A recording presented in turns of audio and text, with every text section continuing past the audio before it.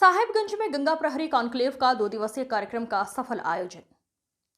गंगा नदी के संरक्षण और स्थानीय समुदायों की भागीदारी को बढ़ावा देने के उद्देश्य से गंगा प्रहरी कॉन्क्लेव का 2 दिवसीय कार्यक्रम गंगा के पर्यावरणीय महत्व, जल संरक्षण और सतत विकास जैसे विषयों पर केंद्रित रहा।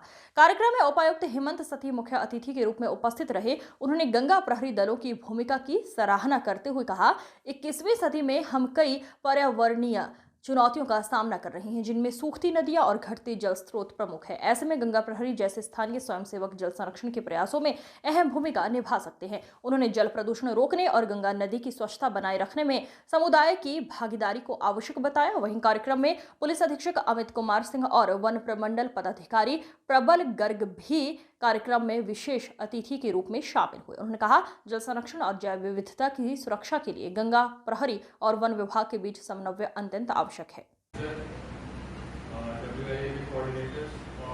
सभी गंगा प्रहरी को मेरा नमस्कार, जोहार। WIA से काफी दिन से हम लोग जुड़े हुए हैं, फॉरेस्ट सर्विस के पार्ट होने के चलते हमें आइडिया है कि WIA बहुत अच्छे काम कर रहा है सारे स्टेट्स में। हाल ही में WIA ने एक रिपोर्ट जारी की थी ऑल इंडिया लेवल पे, जिसमें जो डॉल्फिन स्पेसिफिक था और उसका जो निष्कर्ष था बस वो डिस्कस करना चाहूँगा।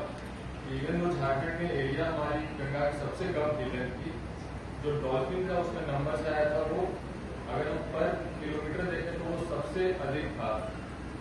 इस चीज़ की इम्पोर्टेंस को आप लोगों को सभी को रियलाइज करना है कि इवन वो हमारे पास गंगा का बहुत छोटा स्ट्रेच है 80 किलोमीटर के आसपास का, लेकिन ये इतना हाईली रिच बायोडाइवर्स जोन है कि इसमें अनेक तरह के मैमल्स, फिशेस, एम्फीबियंस, रेप्टाइल्स सब कुछ मिल रहा है। यहाँ पे मैंने बहुत सारे स्नेक्स देखे हैं, कुछ ऐसे बर्ड्स देखे हैं जिसको जब मैंने अपने सर्कल में फॉरवर्ड किया तो लोग आश्चर्यचकित थे कि ये बर्ड साहिबगंज में कैसे दिख रही है। तो हम लोग इस मामले में बहुत लकी हैं कि हमारे पास इतना बायोडाइवर्स जोन है। मुझे ये देखकर बहुत अच्छा लगा कि इतना एक कोई संस्था है जो इतना काम कर रही है डेडिकेटेड रूप से। इसमें आप लोगों ने देखा होगा कि उनका कहना था कि इसमें आस्था से नहीं जोड़े, अर्थ से जोड़े। कोई व्यक्ति तभी किसी चीज के संरक्षण में जुड़ेगा जब उसके संरक्षित होने से उसका कुछ न कुछ फायदा है। जैसे इसमें सोशल फॉरेस्ट्री जो वन विभाग का कार्यक्रम है कि लोगों को हम लोग बागवानी या और चीजों से जोड़ें, तो मैं सभी गंगा प्रेमियों को यही कहना चाहूँगा कि संस्था का बहुत अच्छा प्रयास है। आप लोग इनके द्वारा जो स्किल डेवलपमेंट का काम हो रहा है और जो भी इस तरह का जो अवेयरनेस काम हो रहा है, इस पर आप लोग सीरियसली काम करें, अपने आप को मजबूत करें, सुदृढ़ करें और अपने साथ ज़्यादा से ज़्यादा लोगों को जोड़ें। जैसा कि आप सभी लोगों को विदित है कि हम लोग 21st सेंचुरी में किन किन चैलेंजेस का सामना कर रहे हैं, किन किन चुनौतियों से हम लोग जूझ रहे हैं।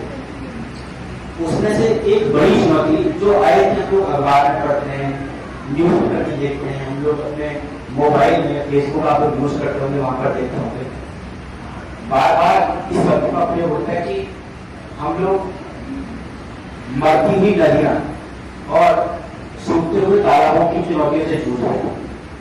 Drying rivers and drying lakes, जो कि हमारे जीवन का सबसे प्रमुख आधार है।